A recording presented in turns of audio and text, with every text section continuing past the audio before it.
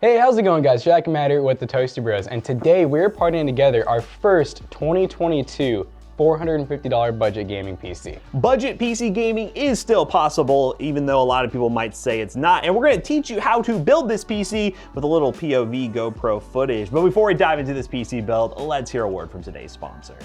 Hey, it's almost New Year's. Oh yeah, it sure is. So you got any resolutions? Yeah, funny you should ask. I got them right here. Me too. What are yours? I want to go to the gym a bit more. I want to cheer with polyurethane leather. Really? That doesn't sound like a... I know, you didn't let me finish. Well, let's see. It should have a height and angle adjustment, comfortable cold cure foam seat, sturdy aluminum base, and be one of America's best heavy-duty chairs. How is that a resolution? Oh, you're right. I was confusing my resolutions with the amazing UN Championship Series chair. I do that all the time, but what does your real list say? Oh, it says this year I want to play more games in a comfortable chair. Sounds fun. Do you know you can still use code TOASTY on checkout to save 30% off on eWin's website? Really? Yes, of course. Wow, it's going to be a great year. Can I get a raise? No. So Matt and I typically like to start the year off right. We like to show you guys the 2022 best budget PCs at the price point given the time and everything. So this guy right here, 450 bucks. It doesn't get much cheaper than that to be all custom and everything. If you want to buy this PC, just straight out, you don't really feel like building it. Sounds like too much work. Check out our PC selling business. PCBros.tech, we're going to be selling this exact PC. Of course, it's going to be a little bit more expensive than $450. We got to make money somehow. But if you guys want to have a warranty and just don't want to deal with building it yourself, check out PC Bros. So how do we go over each individual part and how it makes up this PC build? So for the processor, we have the Intel i3-10100F. This is a 4-core, 8-thread processor that does come with an Intel stock cooler. And this processor right here is the absolute best bang for buck right now, hands down. There's no questions about it. This thing comes in at under $100 typically, and it is one of the strongest 4-core, 8 threads on the market. And for the motherboard, we have this MSI B460M Pro Wi-Fi. Now, this specific board here is actually a refurb, and that's how we got the price so low at $450. If you did want to get like a brand new Wi-Fi board, you're probably looking at more like $475, $500 total, because Wi-Fi boards are not cheap. Now, of course, if you really want to save some money, maybe even make it even cheaper, go with an H410 that doesn't have Wi-Fi or anything on it, and you'll be golden. And of course, we could have saved money, but why would we do that? This is XPG Spectrix D50 RGB, and it's 16 gigs, 3200 megahertz. You could really save a lot of money by just going non-RGB, and by a lot, I mean like 10, 20 bucks at most. But there is sales sometimes on basic RAM that doesn't have RGB for around like 45, 50 bucks for like the same type of speed and overall capacity. But for an extra $5 to $10, getting RGB is just kind of a no-brainer to us. And for storage, we have this Helix NVMe M.2 SSD. We're starting to see 512 gigs and 500 gigs really come down in price, and also the 1 terabytes. You can pick up a 500 or 512 gig for around $35 to $40 right now, which you were looking at over 100 back when these came out. So that's a really good deal for this, and there's no reason to go with the hard drive anymore. Just get one of these instead. Now the most important part of a gaming PC build, the graphics card. This right here is an RX 462 gig. Now at the time of recording this video, wow, Jackson's really up close on this thing. You can see all the details of it. At the time of recording this video, it is probably the best budget option right now on the used market, about $80 to $100. That can most certainly change throughout the year in 2022, and we'll try to leave some other options down below that may or may not get cheaper or more expensive throughout the year. But this is the part that's gonna be the most fluctuating, so just have some patience, do some deal hunting. But the 460 is a great card for esports titles, and yeah, this whole system is great for right now gaming esports and easily upgradable to high-end gaming in the future if you wanted to. Now for the power supply, we went with the EVGA 500BA, which is an 80 plus bronze 500 watt power supply. We love these EVGA budget power supplies because, well, they're normally under like $40 or so, and they're really reliable, have some black sleeve cables. They don't have that nasty ketchup and mustard that a lot of the really cheap power supplies come with nowadays. And yeah, it's a reliable brand. EVGA, we like this for a budget build. Now for the case. This is a case we are very, very familiar with. This is the APEVIA Prodigy. Comes with 4 fans, RGB fans, ready to go. Got a mesh front, got tempered glass, all that sort of fun stuff, and it comes in black or white. We have the black version here. You can get the white version if you want to, but yeah, it's a really awesome case. We use them a lot over our PC selling business, PC Bros, and the main reason why we use this is because, well, we use them a lot over our PC Bros, and we absolutely love building inside them. Very easy to build in, and they make some really awesome gaming PC builds. So yeah, what we're gonna do is get this GoPro going, and we're gonna teach you step by step, as quick as we possibly can, how to build this PC and then get it up to benchmarking. Clap, clap. All right, let's go. All right, ladies and gentlemen, so Matt and I are gonna look like goobers for this next half, but you know what? It's for science. So we're gonna go ahead and open our MSI motherboard. This is gonna be pretty much the same instructions, whether you get an H410, a B460, a Z690, Z590, Z490, it really doesn't matter. All of this stuff goes in the board pretty much the exact same. So let's go ahead and get out this board here. Now this isn't gonna be like a super duper in-depth guide. We do have some of those so that are like 40 minutes long to an hour if you'd like to see those. Maybe we'll do an eye in the top right corner, maybe we won't. We're those kind of guys. So we're gonna go ahead and start off by putting in the core component, which is going to be the CPU. You need a big knife like that, correct? Yes, you do need a big knife like this. There's no ifs, ands, or buts. So we'll go ahead and pull this out. It's gonna be inside with our stock cooler here. So here is our i3-100F. The nice part about going Intel is you have no pins on the actual processor, so you really can't bend any pins or screw up your CPU out of the box. So now, one thing you do gotta be careful about is not bending any of these pins. So you can see we have little notches here, and these little notches are going to go in these little notches. There's also an arrow right here and here. So let's go ahead and boop. And now we can leave that plastic shield on because it'll automatically pop off. If it doesn't, just pull it off once it actually gets to the end there. Let's go ahead and put on our cooler. This is probably one of like the, I'd say like harder parts that a lot of people struggle with. So this Intel stock cooler does come with thermal paste pre-applied, so we don't have to worry about that. Now, one thing Intel does that I just don't get is they like have their cooler come with like these cables that are already like inside the fan. So we're gonna undo all that. We're gonna get our logo facing up because, you know, it might bother people if we don't. Now here's a method that we like doing that you do not have to do. So I basically am tucking the cables, making sure that they're not gonna cover the CPU because that could end very badly. We've actually had that happen once or twice. All right, so now what we're gonna do, is that even gonna reach? Okay, hold up, pause. Change. All right, we're going this way because I just now noticed that the CPU fan header is like all the way over here. So I guess first thing we should probably do is make sure that actually plugs in. It's tight, but it looks like it'll work. That's tight. All right, so now we're gonna take these pins, we're gonna make sure that all of our plastic pieces are all the way in. A good way to verify that is just look at the back here. You can see they're all plugged in. So now we're gonna go ahead and do opposite corners. The arrows on these, by the way, should be facing like out. They shouldn't be facing towards, like this one is wrong. So we're gonna turn that, boom, boom. We're gonna go ahead and go around, press them all. A quick way to verify with Intel stock coolers is check and make sure that the pins look all pushed out with the little black piece in the middle. And we look nice and good on that, so we're good. It looks like our CPU fan header is still plugged in. So now let's go ahead and install our RAM. So this is 2 sticks, which is going to be running in dual channel, very important. You don't want to do single channel because that is going to lose you about 10% performance. So we have our beautiful XPG RAM out here. Now we're gonna go ahead and look on the board, and you can see here it says DIMM A2 and DIMM B2 for basically bank 1 and bank 2. So it's gonna be these 2 slots right here. We're gonna line up the little notch at the bottom. And then you're just gonna use both thumbs and press in the corners. The latches should close themselves. If you're having to manually close the latches, chances are your RAM's not seated all the way and you're gonna have to go back and do it again later. So yeah, you do use a lot of force on this. No force in the CPU, force in the RAM. Now, let's put in our actual storage. So we opted with an NVMe SSD mainly because there's no cables. It's the fastest kind of storage you can get. It is even faster than a 2.5-inch SSD that you can eventually see. This is just a B460, so there's no Gen 4 slot, so we can put it in either one of these. So we're going to need to get out our NVMe screws. It looks like we're also gonna need a standoff. We're just gonna put it in the bottom one so we don't have to worry about that. So we are gonna use this slot here since they're both standard M.2 Gen 3 slots. NVMe screws are tiny, by the way. They're gonna look something like one of these here. And yeah, look at how small this is. All right, so let's go ahead. There's only one way to put these drives in. You just line up with the notch. Kind of goes in at an angle and it's gonna sit like that until you push it down. That's how those pins make contact. And then I recommend just doing this with a screwdriver, by the way. Just use your finger, okay? Because I have fixed many of these where people tighten them way too tight and break it off. That is a small screw. You don't need to do any of that. So right now, this board is basically ready to test if we wanted to. We could actually plug in our 24 pin, our CPU 8 pin. We could plop in our graphics card, and then we could just basically use the computer like this. But of course, Matt's gonna take over now and actually get our motherboard and power supply into the case, and then we will regroup and kind of get everything else back together. All right, so we're gonna go ahead and pull this like so. And then put this side panel back in the box for safekeeping. What you're gonna wanna do is, in this little bag, you have your screws. If you don't have like a bajillion screws like us, you should probably use these, but we're gonna use them too because you know what? We're running out of screws because we don't save our screws. Pull everything out of there, and then this is a cable mesh that you do not have to worry about at the moment. We're gonna go ahead and put those screws to the side and open up our power supply.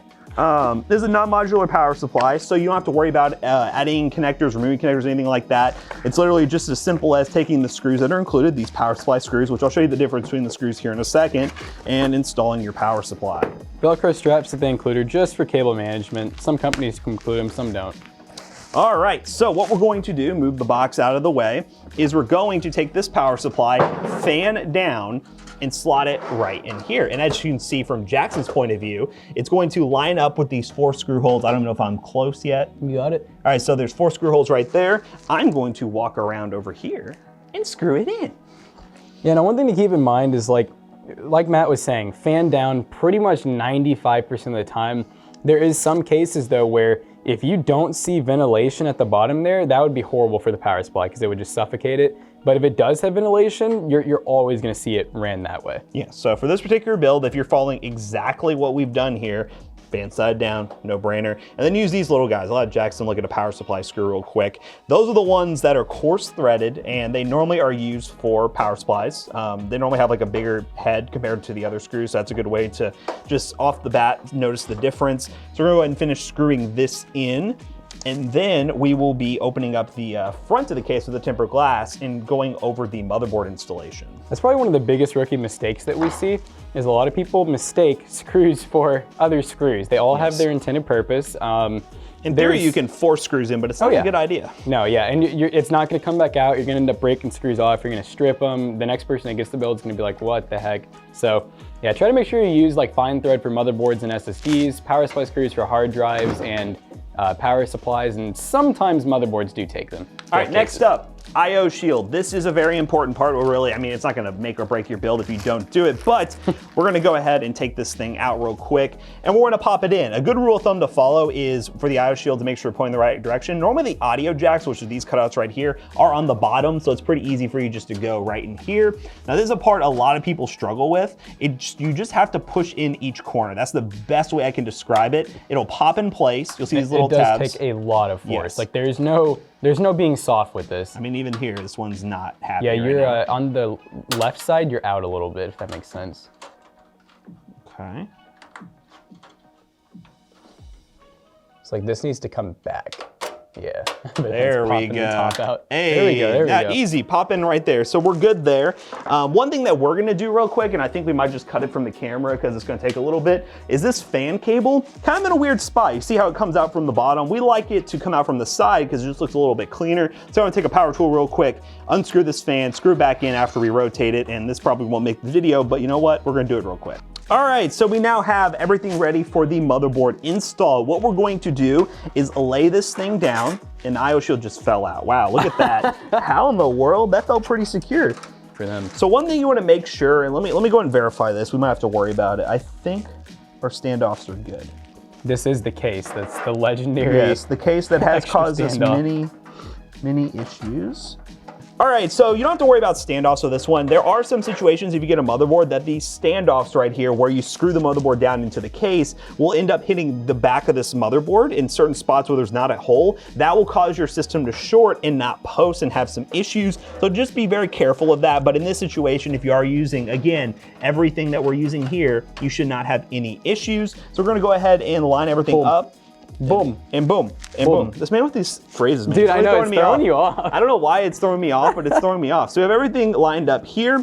And normally in a build like this, it actually fits really snug, so we don't have to do any like super trickery of like behind the board or anything. If you're using a micro ATX board and a micro ATX case, for the most part, everything's gonna line up perfectly fine. But we're gonna go ahead and open up our handy dandy bag of screws here and pull out a fine threaded screw, which is mixed in with all these other screws. I'll go ahead and find one so Jackson can show the camera. There's one. So typically, like, just kind of a rule of thumb is just remember pretty much every motherboard is, or sorry, every case is going to use fine thread motherboard screws, what they literally call them. But I will say Cooler Master, Corsair, and sometimes NZXT will use coarse thread screws, which are like the same ones the power supply use. In that case, you can use the power supply screws. Sometimes they'll include like a normal head screw that doesn't have like the little, I guess, serration on the bottom for extra grip. Extra Gorilla Grip. Extra Gorilla Grip. So we're gonna go ahead and screw all these in. Now, if you wanted to make sure your motherboard is extra secure, in theory, there's 2 risers on the outside here that are not there. You can go ahead and add extra risers, which I believe the screw kit comes with extra risers. Maybe not actually. So actually, yeah, they do. So in theory, you could add some extra standoffs right there, but you don't have to. It's going to be very secure as is. And yeah, those 2 missing screws right here are not going to be a big deal. So up to you. Oh, we're done. You're done. Build guide canceled. All right, so motherboard screwed in, good to go. Now what we're going to go ahead and do is, this got a little bit out of the ordinary because, well, we're just doing this a little bit different. Should we just do the power supply stuff, or should we put the graphics card in? I was thinking. No, we should do the power supply stuff. Power supply stuff. Because we put the graphics card in, well, like the front panel and all that. Oh, front panel. Yeah. You're right. So we're gonna go ahead and twist this over here real quick, and we're going to undo this bundle of cables, which has all our necessary power connectors and things of that nature. So now what we're gonna go ahead and do is try something a little bit different to show you guys how to plug in each cable. Jackson's gonna get this head mount back on. We're gonna be right here. And then, well, I'm gonna be on this side with a nice light going into the case. So you guys can see step by step how to plug in everything into the motherboard. All right, so yeah, normally you're probably, I don't know, a lot of people actually have friends help them build PCs now I'm thinking about it. One thing I'm gonna go ahead and fix, and I hate Molex connectors for this. You see this guy right here? Yes, it's already busted. Yeah, we're gonna end up having a fan that's not gonna work, so I'm just fixing that real quick. Okay, so this probably looks terrifying, because it even looks terrifying to us. I mean, I still look at this and just go, man, this sucks. But what we're gonna do is we're just gonna one at a time, we're gonna start feeding cables through. I'm gonna go ahead and do the hardest one first, which is front panel. That is this little cluster of cables. Now, each case is going to be kind of case by case, if you will.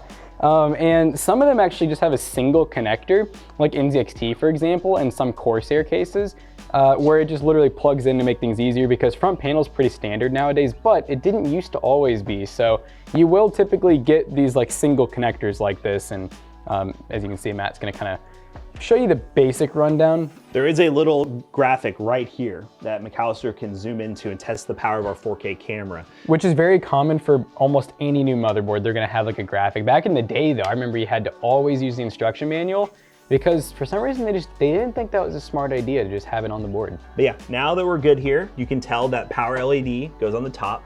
Then we got hard drive LED on the bottom. And then on the right side, we have power switch and reset switch. That's pretty much standard for most new PC builds nowadays. So if you just follow that guide and figure out which is actually the front panel header, then you're good to go. All right, USB 3. All right, USB 3 is on the bottom. So we're gonna go through here. We're gonna go through the same spot. This big connector right here is USB 3. We're gonna go ahead and do this. This cable can be kind of weird because it sometimes can be really thick, it can be really thin, and when it's really thick, it's hard to bend. But this one right here is actually pretty nice, so it doesn't look too bad. Now, one thing we'll do is once we're done putting, I'm gonna go ahead and put in the 24 pin, Matt, and a good word for you. So one thing that we're gonna do when we're done plugging in the main connectors that Matt and I know we need to do, you guys are gonna see all these extra connectors and be like, okay, what the heck? Why are these here? Did I forget things? I'm gonna kind of quickly explain what exactly those connectors would be used for and why we're not using them. So 24 pin is plugged in. All right, HD audio. You can always tell HD audio because it's missing one of the pins, and I'll show the camera can even see that, but oh well. It's missing one of the pins. HD audio is typically on like the left side of the board, closest to like the IO shield towards the bottom. And if you know how to read, it says HD audio. Now this one might be a little bit hard for you guys to see, but CPU power goes right up here. It is a normally 8-pin connector. Depending on how high end of a build, it could be 2 8-pin connectors, or how low end a build, it could be a 4-pin connector. But as you can see right here, we got CPU power, and we're going to just plug this in like so. I realized I have 3 things, but the USB was under the case. Oh, this one can be definitely a little bit hard if you don't have a lot of clearance at the top of the case, especially if you add more fans. Well, we just touched it. Sorry. Whoa. Yeah, we normally actually recommend like plugging in the CPU power first if you do have fans or like a radiator or anything. All right, here's our USB. I can tell it's USB because the very far corner is missing. HD audio, it's not the corner. All right, I'm gonna put it through here, I'm assuming. All right, and now that Matt's I'm gonna wait for him to finish plugging that in. All right, we're good. All right, so now the only other thing that this case has, this gets proprietary at this point. We have some Molex connectors for the fans. That's what this guy here is. It's pretty archaic. It's really not used for like anything anymore besides weird stuff like this, because some companies are too lazy and cheap to switch, but hey, it is what it is. So now what we're gonna go ahead and do is we're gonna shove all of our extra cables. Real quick, I'm gonna show you guys what we have extra. This right here is our PCIe power. This is if we had a graphics card that had external power. As you can see, this guy, we have no external power. And do we have a example? Here's one. Yeah, that's an old card. This is a really really old card, but do you see this? That is what our PCIe power would plug into, just like that. But we don't need that because this card is a very low powered card, so we don't have to worry about plugging that in right now. But hey, this is still a pretty good card. This is an RX 460, which we'll plug in just a second. First, we're gonna go ahead and just shove in the rest of the cables. These are SATA cables. These are for SSDs and hard drives and other things like that. It's basically the same as Molex. It's basically a newer version of Molex. It's much better, much sturdier, doesn't catch on fire as easily. I'm just kidding, you don't have to worry about your build catching on fire.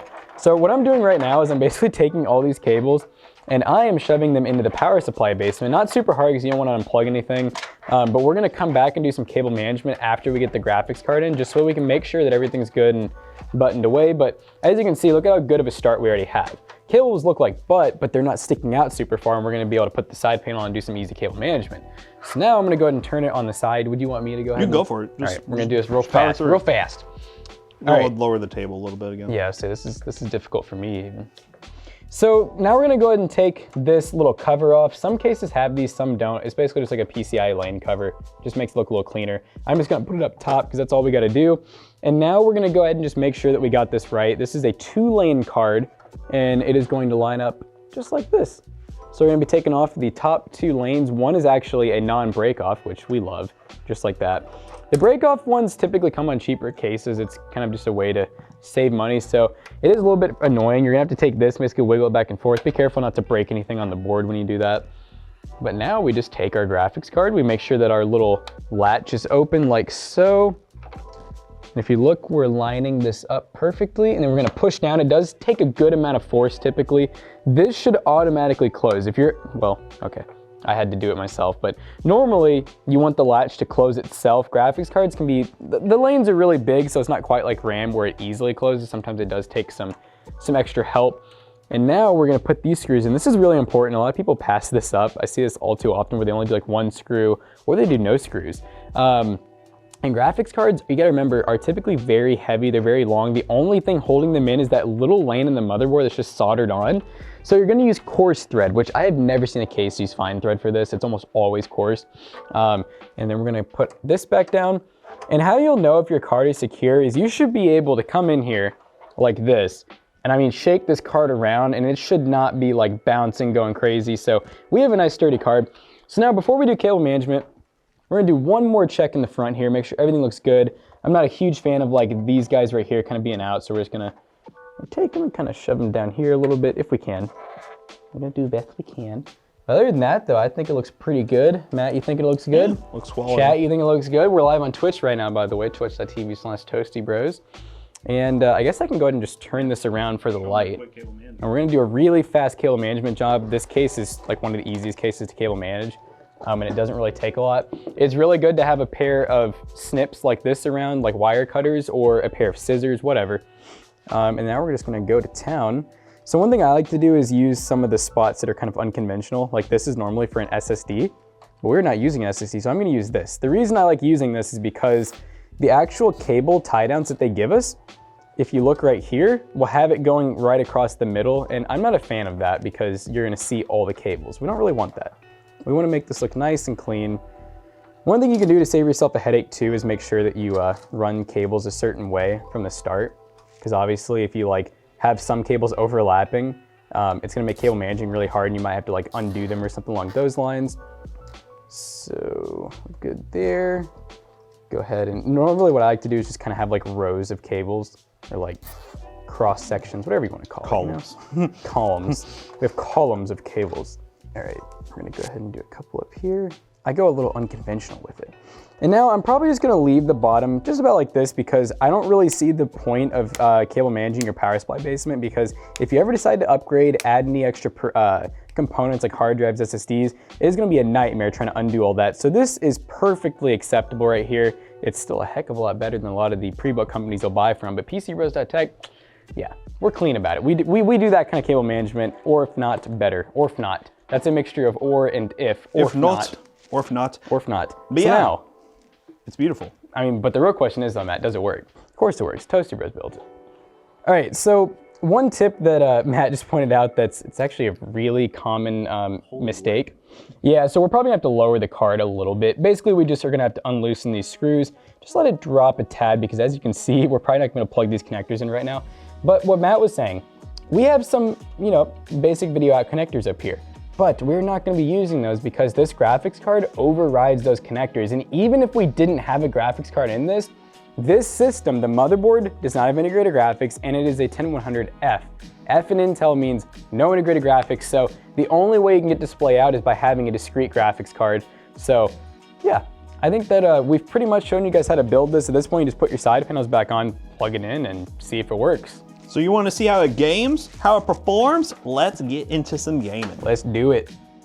Alright guys, before we dive into the benchmarks, I want to show you all real quick how to install Windows. Now if you have your PC all booted up and ready to go, all you have to do is get a flash drive, 8 gigs or greater, go to Microsoft's website, link in the description down below, download the media creation tool, plug in your flash drive to some laptop or some other device, or you can buy one directly from PCBros.tech if this is your first PC build. Check out PCBros.tech, you can buy one ready to go, and then plug this into the PC, hit the power button, and you should boot automatically to this install screen you see right here. Follow the install steps and boom, you have Windows installed ready to go. Install your GPU driver and all that sort of stuff and you are up and ready to game. Now let's talk about some benchmarks real quick. Now we decided to test PC in a couple of titles, those being Fortnite, Apex Legends, Shadow of the Tomb Raider, and Minecraft. First up in Fortnite on performance mode, we got the results that, well, we expected, getting 144 plus FPS in Fortnite. This is a 144Hz capable setup. Yes, there are some dips below 100 here and there, but that i3 10100F is definitely carrying the show here. When you do run on lower settings, most of the time you're relying much more on the CPU than you are the GPU, and considering that we have some headroom to upgrade the GPU in the future, we can really see that i3 stretch its legs and carry us into the 100 plus FPS mark in Fortnite. That would be the exact same situation in a game like Valorant, CSGO, Rocket League, anything like that. You should have no problems getting a high refresh rate gaming experience for $450, regardless of what most people believe when they see a build with an RX 460. Next up in Apex Legends on low settings at 1080p, we average about 60 plus FPS. Now Apex Legends is much more GPU dependent than games like Fortnite and other esports titles. It does rely much more on a graphics card, as you can see with the RX 460 being pinged basically at 100% the entire time. So you might want to drop down to something like 1600 by 900 to maintain a really good 60 FPS. But as you can see in an arenas mode at 1080p, we didn't dip below 60. It stayed pretty solid and was a pretty playable experience. But if you want to aim for those higher numbers, you could drop down to 1600 by 900 and probably get an average of like 80 to 90 FPS and have a much smoother experience, while be it sacrificing some quality. Next up in Shadow of the Tomb Raider on low settings using the built-in benchmark, this is where we start to see the downfall of this PC, only averaging 39 FPS. The RX 460 is a good budget card. It's good for the aforementioned games like Apex Legends, Fortnite, Valorant, Rainbow Six Siege, CSGO, all those games it will run at 1080p 60 FPS, but you're not going to be diving into high-end esports titles, but that's fine. The 460 is kind of a placeholder card. You can easily upgrade to something like an RTX 2060, 3060 with this i3 or an RX 6600 and have a very high-end capable gaming PC to play games like Shadow of the Tomb Raider or other AAA titles like Halo Infinite, and be able to do that easily with just a GPU upgrade in the future. So that's something to keep in mind. This build is very future-proof in the terms that you can upgrade it easily and you get some good performance now without having to go the, well, pre-built route or have to go with like a laptop that is stuck with what hardware you get. And last but certainly not least is Minecraft at 1080p on high settings. We got 100 plus FPS. In recap, this PC is really good for the money. The RX 460 is readily available between $80 to $100. If you do happen to have to buy it at more than $100, I wouldn't spend much more than $130, because at that point, you're really not getting good value for money, and you're better off just saving up for something like a Ryzen 5 5600G APU system, and then slapping in a graphics card later. Something to keep in mind, but in recap, really awesome PC for the money. Hopefully this build guide was very useful for you all throughout 2022, and maybe, just maybe, this build guide won't be super viable at the end of the year because graphics card prices are much more affordable, and if that's the case, of course, we'll be having some updated guides on the channel, and they'll probably be linked down below if this video does very well. So now we finished the benchmarking section of today's video. How to bring Jackson back in here to wrap this video up real quick. All right, guys, so we just got done testing this PC, and overall, for the price that you can build it yourself, it is a super good deal. And obviously, if you want to just buy one that's already ready to go, of course you are paying extra because, well, we got to keep the lights on somehow and pay all these employees, but you can buy one from PCBros.tech, our local PC selling business, if you'd like to. So overall, hopefully you guys enjoyed this full build guide teaching you how to build the PC, how to set it up. I even did a little instructional on how to install Windows. Jackson doesn't even know that. I did that for you guys as well. So be sure to comment down below if you like this video and have any other suggestions for different builds at different price points. We'll be happy to dive into that as we go into 2022. So as always, we hope you guys enjoyed today's video. If you did, check out our other 2 YouTube channels and also our twitch.tv/ToastyBros. Do not forget to like, comment, and subscribe. And we'll see you guys in the next one. Peace Goodbye. out. Did you know that we are almost at 10K already on TikTok? And by the time this goes live, we might already be there, but be sure to follow TikTok down below. We also have Twitter, Instagram, all the other social media, but TikTok is where we do a lot of fun stuff that doesn't make it to YouTube. So yeah, definitely take a look at that. See you guys later. Goodbye. Happy New Year! Happy New Year's and